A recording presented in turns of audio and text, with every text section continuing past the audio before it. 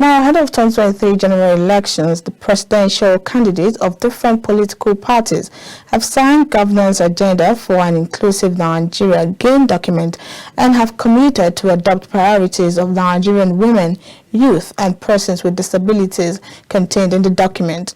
The game document was publicly presented to candidates contesting for different positions in the 2023 general elections yesterday in Abuja for signing, endorsement, and adoption. Benedict Uku has more on the story.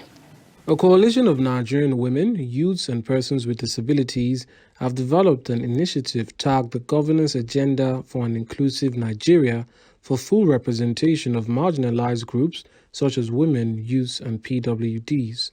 The President Women in Politics Forum, Ebere Ifendu, and other members of the coalition said that they are joining forces to foster inclusive representation in the political process by ensuring elected officials fulfill election commitments after the 2023 general elections. We need to be part of governance. We need to be represented in governance. So we have come out with ideas, bringing up, from the research document, what we really need across, because we needed the grassroots persons to be part of that decision. So that's what we have done today, and we have come out to present it to the presidential candidates, to other candidates, to say this is our, desire and our request to be part of governance. 50.82% of women actually, registered to vote. This shows that Nigerian women this time will determine who will win an election. The youth also, persons with disabilities, youth, they are about 60%. Persons with disabilities, they make up 25 million. So for three groups like that to come together, it shows that we are a very strong and formidable group. Your commitment to actualizing the various recommendations of the game policy will assure Nigerians that an inclusive society is achievable.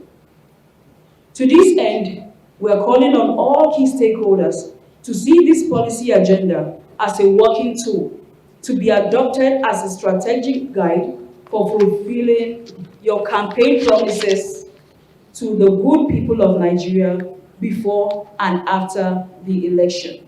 The presidential candidates of the Labour Party, New Nigeria People's Party, and Accord Party, while signing, revealed their plans for women, youths, and people with disabilities. I'm committed to women education. I'm committed to ensuring that women are inclusive beyond the percentage, Russia. Our government will be dominated by women and youths.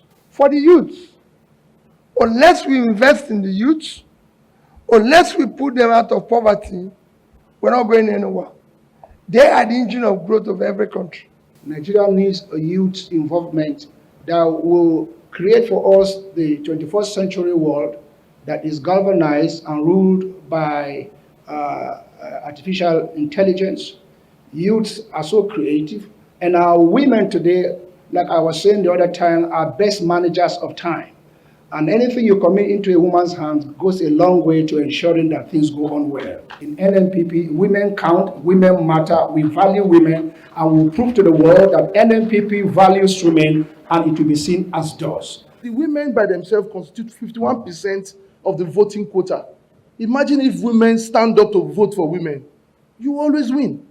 Youths are over 70% of the quota. If youth in this country decide to say, we want a youth, if we must nurture and grow our economy, it's important. It's not just by talking about gender quota. It's important we begin to deliberately have women in our governance. I want to encourage and I want to gel the youth and members of this group to participate more in politics. Also speaking, the resident director, National Democratic Institute, and others called for proper implementation of the document. We have all worked in regards to make sure this agenda is inclusive, with the three organizations carrying out a very wide and extensive consultation from amongst every group in the country to seek their opinion about what counts to them or what is important for them. The idea is to get over 2,055 candidates, across the country.